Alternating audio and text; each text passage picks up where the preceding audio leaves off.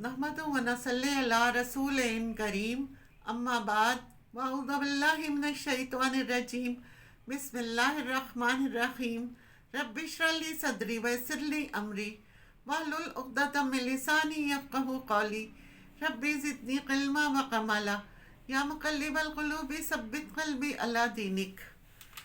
कुछ लोग ऐसे होते हैं, उनके पास माल और दौलत होती है, लेकिन उन्हें यह तौफीक नहीं मिलती कि उन्हें अल्लाह के घर बैतुल्लाह हाज़री का शर्फ हासिल हो।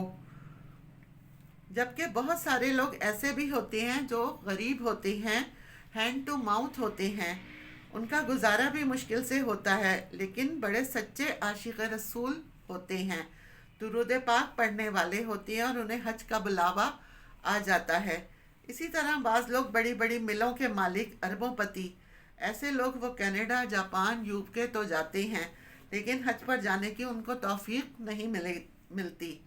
एक आशिक रसूल का कहना है, वो कहता है काम के सिलसिले में उसका एक शख्स के पास जाना हुआ। वो शख्स बहुत ज़्यादा अमीर तरीन था, उसका बिजनेस बड़े ही उरूज पर था।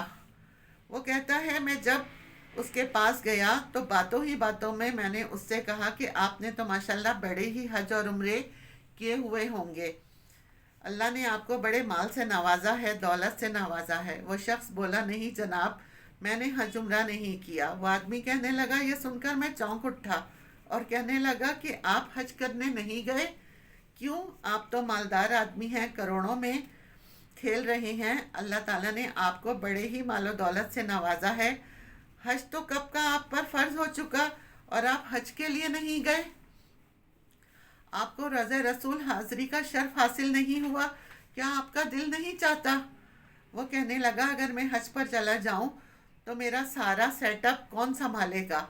इतना बड़ा मेरा वसी कारोबार, मेरे तो मुलाजिमीन मेरा माल खा जाएंगे, खुद बुर्द करेंगे और मुझे नुकसान पहुंचाएंगे। मैं ही तो इस निज़ाम को संभाल रहा हूँ, अगर मैं चला गया तो पीछे से मेरा सारा निज़ाम दरहम बरहम हो जाएगा। वो आशिक रसूल कहने लगे मैं उस वक्त तो वहाँ से उठकर चला गया। कहने लगे फिर कुछ अरसे बाद मेरा उसी फैक्ट्री में जाना हुआ, तो जब मैं उस ऑफिस में गया तो देखा वहाँ कोई और बैठा हुआ है। तो मैंने कहा कि जी सेठ साहब कहाँ हैं? वो बोले जनाब उनका इंतकाल हो चुका है।